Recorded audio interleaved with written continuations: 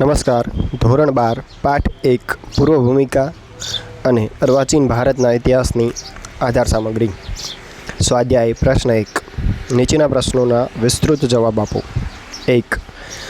ઐતિહાસિક સાધન સામગ્રી વગર આપણે ઇતિહાસ જાણી શકતા નથી. વિધાન સમજાવો. દસ્તાવેજ નહીં તો ઇતિહાસ નહીં.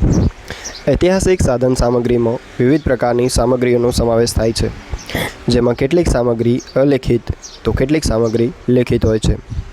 ઐતિહાસિક સાધનોમાં સમાવેશ એવા દસ્તાવેજો, ગ્રંથો અને પુસ્તકો જે તે સમયની ભારતની રાજકીય, સામાજિક, આર્થિક અને સાંસ્કૃતિક સ્થિતિ પર પ્રકાશ પાડે છે. ઐતિહાસિક સાધનો પૈકી કેટલાક પુસ્તકો જેવા કે દાદાભાઈ નવરોજીનું પુસ્તક poverty and unBritish rule in India, doctor તારાચંદના ફ્રીડમ મૂવમેન્ટ ઓફ ઇન્ડિયા, લેપિન્સ અને કોલિયરે અડધી રાત્રે આઝાદી અને બિપિનચંદ્રના પુસ્તક સ્વતંત્રતા કે બાદ ભારત જેવા પુસ્તકોનું વાંચન ભારતનો સ્વતંત્ર સંગ્રામની વિવિધ બાબતોની આપણી નજર સમક્ષ ખડું કરે છે. તેવી જ રીતે મુગલ બાદશાહના સમયના સિક્કાઓ, કંપની શાસન સમયના સિક્કાઓ અને દેશી રજવાડાના રાજાઓના સિક્કાઓ જે તે સમયના આર્થિક સમૃદ્ધિની ચાડી ખાય છે.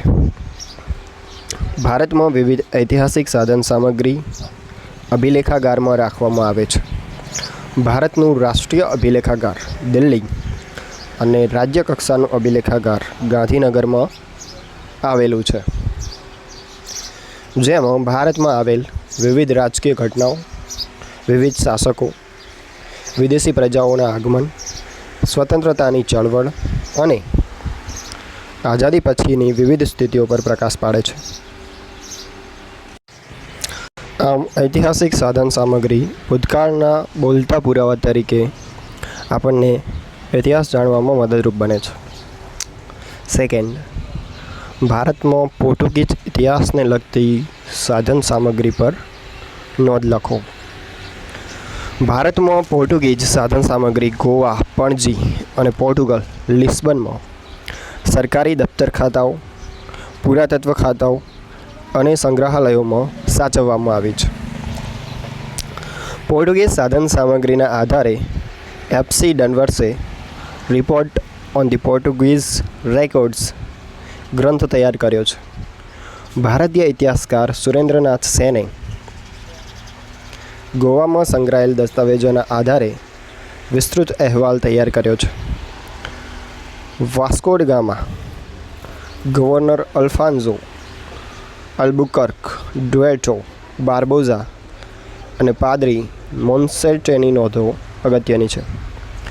સમકાલીન અરબી, ફારસી, અંગ્રેજી, મરાઠી, કન્નડ વગેરે ભાષાઓના સાધનોમાંથી પોર્ટુગીઝોને લગતી વિગતો પ્રાપ્ત થાય છે અને તે પોર્ટુગીઝના લખાણોની ત્રુટિઓ દૂર કરવામાં મદદ કરે છે. આ સાધનો મુગલ શાસકો, બીજાપુર, ગોલકોંડા, વિજયનગર વગેરેના સંબંધો અંગેની માહિતી આપે છે. Doctor G.M. મોરાઇસે a history of Christianity in India ઈસવીસન 1542 સુધીની પ્રવૃત્તિઓનો અહેવાલ આપ્યો છે. મુંબઈ ગેઝેટિયર અને કેમ્બ્રિજ ઇતિહાસની શ્રેણીનો 5મો ગ્રંથ ભારતમાં પોર્ટુગીઝની પ્રવૃત્તિઓની સળંગ અને વિપુલ માહિતી આપે છે. ભારતીય વિદ્યાભવનના ડૉક્ટર R.C. મજમુદારના ગ્રંથમાળામાં પણ પોર્ટુગીઝને લગતી માહિતી મળે છે. 3. ભારતનો બ્રિટિશકાલીન ઇતિહાસ જાણવા માટે કઈ સાધન સામગ્રી પ્રાપ્ત થાય છે? ભારતમાં બ્રિટનની ઈસ્ટ ઇન્ડિયા કંપનીનું 1757થી 1857 શાસન રહ્યું છે.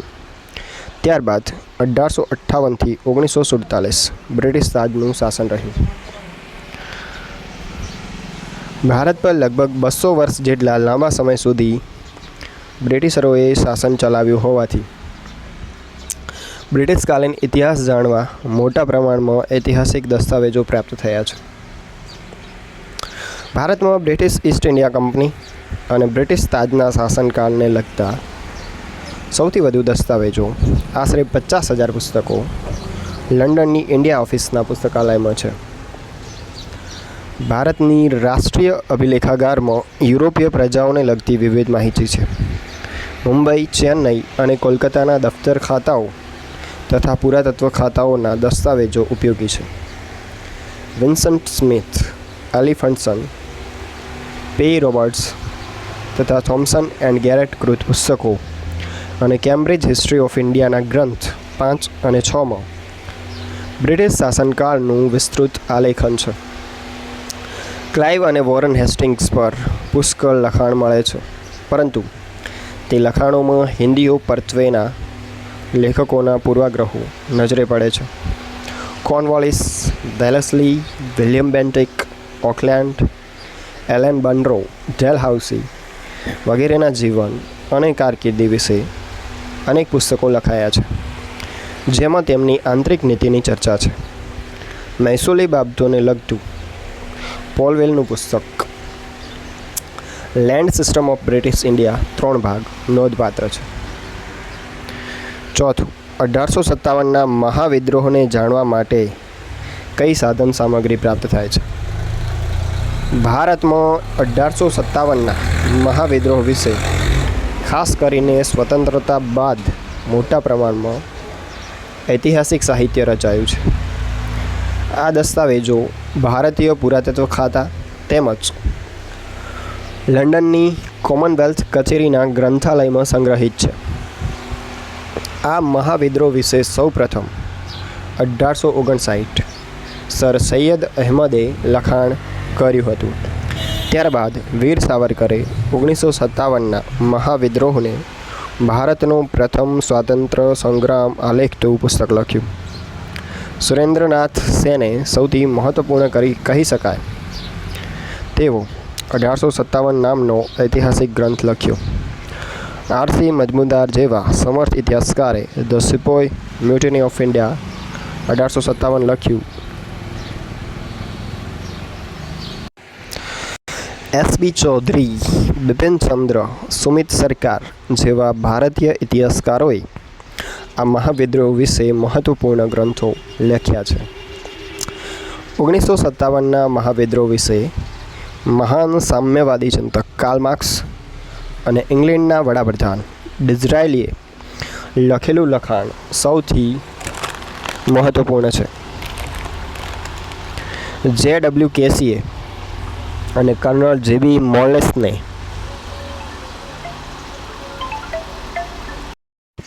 1957ના મહાવિદ્રોહ વિશે મહાન સામ્યવાદી ચિંતક કાર્લ માર્ક્સ અને ઇંગ્લેન્ડના વડાપ્રધાન ડિઝરાયલીએ લખેલું લખાણ સૌથી મહત્વપૂર્ણ છે. જે.ડબલ્યુ. કેસીએ અને કર્નલ જે.બી. મોલેસને history of the sepoy war લખ્યું છે. જોન કે અને સિપરે પણ આ મહાવિદ્રોહ વિશે મહત્વપૂર્ણ ગ્રંથો લખ્યા છે. ગુજરાતમાં 1857ના મહાવિદ્રોહ સંદર્ભે ડૉક્ટર આર.કે. ધારાયાએ અગત્યનો સંશોધન ગ્રંથ પ્રસ્તુત કર્યો છે. ક્વેશ્ચન 5. આધુનિક ભારતનો ઇતિહાસ જાણવા માટે આધુનિક ઇતિહાસકારોનું ઐતિહાસિક પ્રદાન ચર્ચો. ઈસવીસન 1822 પછીનો સમય આધુનિક ભારત તરીકે ઓળખાય છે. આ સમયગાળાની ઐતિહાસિક ઘટનાઓને વિવિધ ઇતિહાસકારોએ પોતાની રીતે નિરૂપણ કરી સંગ્રહિત કર્યા છે. આ ઇતિહાસકારોમાં વી.એ. મિથનું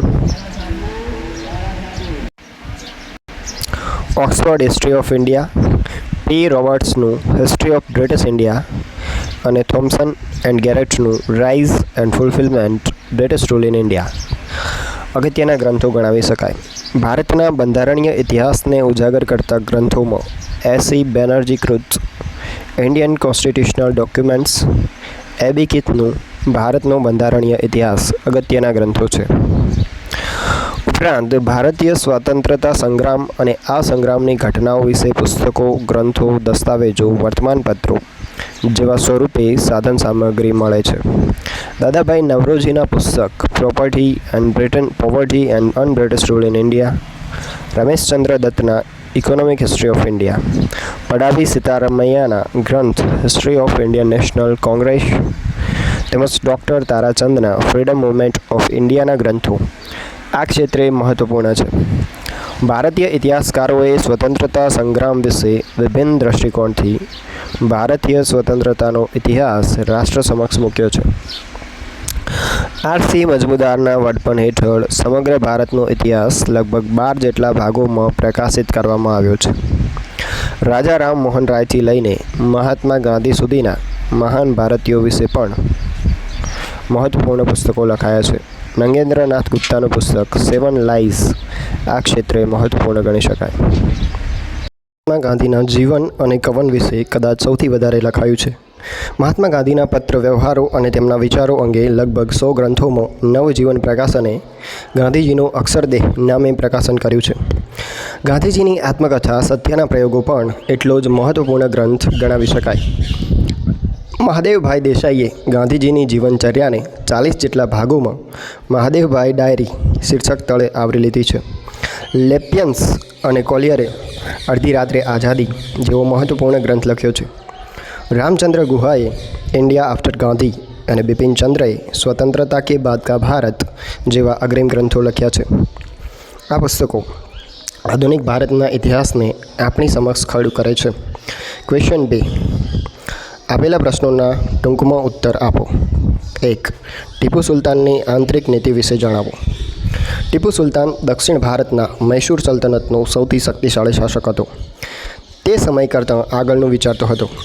આધુનિક અને સુધારાવાદી વિચારસરણી દ્વારા તેઓએ મૈસૂર રાજ્યમાં અનેક સુધારા કર્યા. ટીપુ સુલતાને નવીન કેલેન્ડર, નવા સિક્કા, નવી તોલમાપ પ્રણાલી, આધુનિક પુસ્તકાલય, શ્રીરંગપટ્ટનમમાં સ્વતંત્રતા વૃક્ષની સ્થાપના સાથે મૈસૂર સામ્રાજ્યની સલામતી માટે આધુનિક શૈલીની બંદૂકો અને આધુનિક હથિયારોથી લશ્કરનું આધુનિકીકરણ અને નૌકાસેનાની રચના કરી. આમ ટીપુ સુલતાને સંરક્ષણ, આર્થિક, સામાજિક, વેપાર, વાણિજ્ય, ધાર્મિક ક્ષેત્રે નોંધપાત્ર ફેરફાર કરી તેના અમલ દ્વારા મૈસૂરને આંતરિક રીતે સમૃદ્ધ કર્યું. ફ્રેન્ચ ઈસ્ટ ઇન્ડિયા કંપની વિશે વિગત આપો. પ્રશ્ન 2. ભારતમાં ફ્રેન્ચ ઈસ્ટ ઇન્ડિયા કંપનીએ કલકત્તા અને ચંદ્રનગરમાં કારખાના શરૂ કર્યા હતા. બંગાળમાં પ્લાસીના યુદ્ધમાં બ્રિટિશ કંપનીની જીત થતાં બંગાળમાંથી ફ્રેન્ચ ઈસ્ટ ઇન્ડિયા કંપની બસ કરી, પરંતુ દક્ષિણ ભારતમાં ખાસ કરીને મૈસૂરના ટીપુ સુલતાન સાથે સુસંબંધો સ્થાપી તેઓએ ડિંડીગુલ ખાતે શસ્ત્રો બનાવવાનું કારખાનું સ્થાપ્યું. ટીપુ સુલતાને નવા સિક્કા, તોલમાપ, લિકરનું આધુનિક બનાવવામાં ફ્રેન્ચ ઈસ્ટ ઇન્ડિયા કંપનીના મહત્ત્વનો ફાળો હતો. પ્રશ્ન 3. પ્લાસી અને બક્સરના યુદ્ધ વિશે માહિતી આપો. મુઘલ સામ્રાજ્ય નબળું પડતાં બંગાળના સુબેદારોએ સ્વતંત્ર રીતે શાસક તરીકે કાર્યભાર સંભાળ્યો. તેઓના શાસન દરમિયાન બંગાળ વેપાર વાણિજ્યના ક્ષેત્રે સમૃદ્ધ બન્યું હતું. નવી જમીન મહેસૂલી પદ્ધતિ, હિન્દુ મુસ્લિમોને સમાન તક દ્વારા બંગાળ પ્રદેશમાં શાંતિની વ્યવસ્થા કરી. નવાબોએ શક્તિશાળી લશ્કર તૈયાર કરવા પર ધ્યાન આપ્યું. બંગાળના નવાબોએ અંગ્રેજો અને ફ્રેન્ચ ઈસ્ટ ઇન્ડિયા કંપનીના કારખાનાઓની કિલ્લેબંધી કરી હતી, જેથી ઈસ્ટ ઇન્ડિયા કંપનીએ બંગાળના નવાબ સિરાજુદ્દૌલા સામે પ્લાસીના મેદાનમાં યુદ્ધ કર્યું, જેમાં સિરાજુદ્દૌલાની હાર થતાં ઈસવીસન 1757થી ઈસ્ટ ઇન્ડિયા કંપનીએ ભારતમાં સૌપ્રથમવાર શાસન વ્યવસ્થામાં પ્રવેશ કર્યો. અંગ્રેજોએ મિર્જાફર અને અમીચંદોની સહાયથી છળ કપટપૂર્વક પ્લાસીનું યુદ્ધ જીત્યું હતું. અંગ્રેજોએ પ્લાસીની જીત પછી મિર્જાફરને બંગાળની ગાદી પર બેસાડ્યો. મિર્જાફરે થોડા સમયના શાસન બાદ પોતાના જમાઈ મીર કાસમને ગાદી સોંપી, જે સૌથી શક્તિશાળી શાસક હતો. મીર કાસિમે ઈસ્ટ ઇન્ડિયા કંપનીને અંકુશમાં લેવા પ્રયત્ન કર્યો, જેને પરિણામે ઈસવીસન 1763માં એક લડાઈમાં મીર કાસિમની હાર થઈ અને તે અવધના નવાબના શરણે ગયો. અવધના નવાબ સુજાઉદ્દૌલા, મુગલ બાદશાહ શાહ આલમ અને મીર કાસિમ વચ્ચે સંધિ થઈ અને ત્રણેયની સંયુક્ત સેનાએ અંગ્રેજો વિરુદ્ધ યુદ્ધ કર્યું. આ યુદ્ધ બક્સર નજીકના મેદાનમાં થયું હતું, જેમાં સંયુક્ત સેનાની હાર થઈ. બક્સરના યુદ્ધ પછી અંગ્રેજોએ બંગાળ, બિહાર અને ઓરિસ્સાના શાસક બન્યા અને ક્લાઇવ બંગાળનો ગવર્નર બન્યો. આમ ભારતીય ઇતિહાસમાં પ્લાસી અને બક્સરનું યુદ્ધ ખૂબ જ મહત્ત્વ ધરાવે છે. ચોથો પ્રશ્ન. મરાઠા અને અંગ્રેજો વચ્ચેના યુદ્ધોનો ખ્યાલ આપો. શિવાજી મહારાજે મરાઠા સામ્રાજ્યનો મજબૂત પાયો નાખ્યો હતો. તેઓના અવસાન પછી પેશવાઓએ મરાઠા સામ્રાજ્યને જાળવવા પ્રયત્ન કર્યો. પાણીપતના ત્રીજા યુદ્ધમાં મરાઠાઓની હાર થઈ.